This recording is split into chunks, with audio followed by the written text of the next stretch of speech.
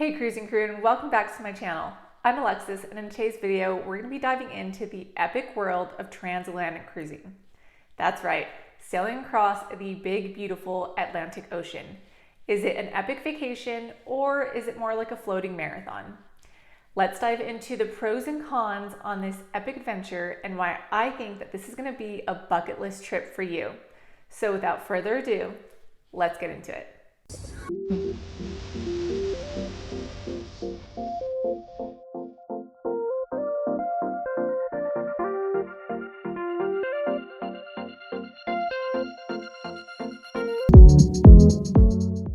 First up, the pros. And there are so many reasons to love a transatlantic cruise. Pro number one is the ultimate unplug. So of course, when you're on a transatlantic cruise, you're going to be having so many sea days, and this is just such a great way to completely unplug. Think of you being on the sea, no Wi-Fi, no work emails, no distractions from the outside world. It's like a digital detox you didn't know you needed. Now, I know that sometimes you might need some Wi-Fi for work or stuff like that, but I think this is just something that you should just fully take advantage of, being able to unplug fully. Just being able to be out with the sea and just be able to relax mentally. And then once you are able to replug, you're recharged, you're refreshed, and you're ready to brag about your adventure.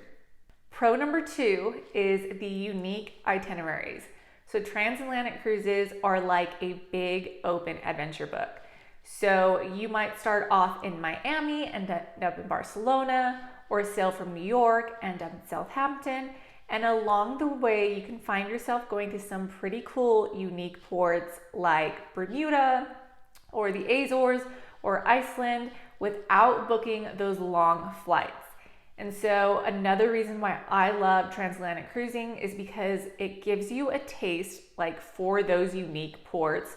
So I personally have been to Iceland and the Azores, and before cruising to these places, especially Iceland, I of course thought like 100% I want to book a flight to Iceland, stay there for a week, maybe two.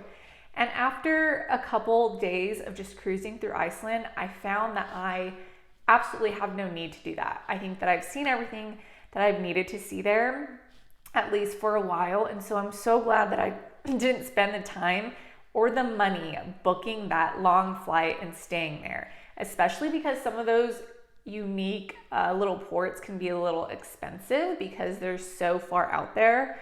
But nonetheless, it's just really cool to be able to wake up in a new country every day without unpacking your suitcase. So that is a huge plus. Also, something to add to that is I think that jet lag is a big thing, especially traveling from west to east. And so cruising transatlantic is one of the biggest hacks, if not the biggest hack, the only hack to beat jet lag. So since you're sailing 2 weeks at a time, they change the time on the cruise ship like very slowly. So that way when you get to your destination in Southampton or in Barcelona, you are already adapted to the time and have been for a couple days. And so that jet lag is not really going to hit you as hard as it would have if you were to just take that one-stop flight there. And so this is always a plus. I really do not like international flights.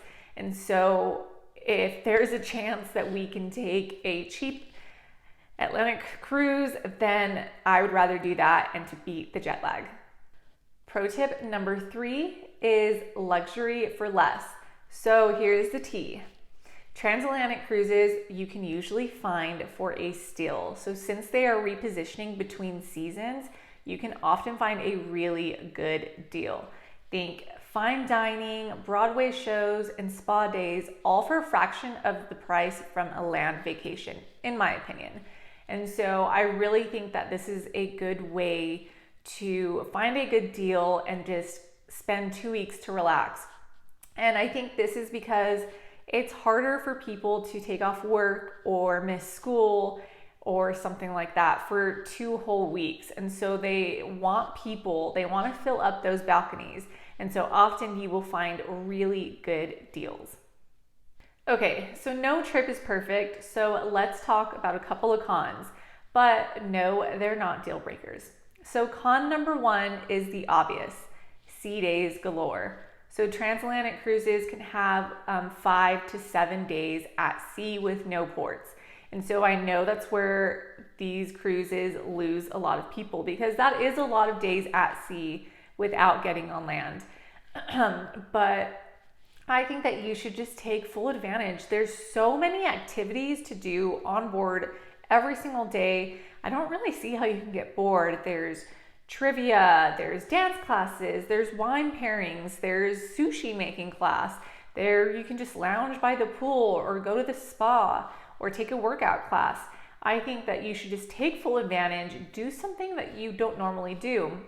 Go to that sushi making class, or try those different wines that you like. Go to a mixology class, learn how to be a bartender. I don't know. I think this is a great way to just take the phrase like so many sea days and turn it into so many sea days. I get to do stuff. I get to relax. And so I know that most people will not like that there's so many sea days in a row. I think that you can just flip the switch and mentally get into the state of relaxation. Con number two, weather wobbles. So the Atlantic Ocean can be a bit moody, especially in the spring and fall. You can feel some waves, you can go through some storms, but with these new modern ships and their stabilizers, all you feel is really just a rock. But if you do get seasick, I recommend to plan ahead of time, pack Dramamine, ginger, get those green apples daily, and book a cabin in the center of the ship. So if you book a cabin in the center of the ship, you're gonna feel the rock a little less if you're on the very top or bottom. And I suggest not getting a balcony. That way you don't see the waves, you don't hear them. And so weather is very unpredictable.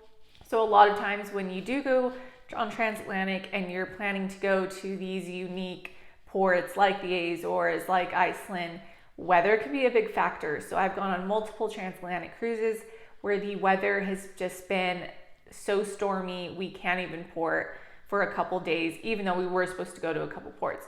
So keep that in mind, that weather is forever changing and you can't control the weather. So there you have it, cruising crew. Transatlantic cruising is a really one-of-a-kind kind of adventure, packed with relaxation, unique cruising ports, and really a bang for your buck.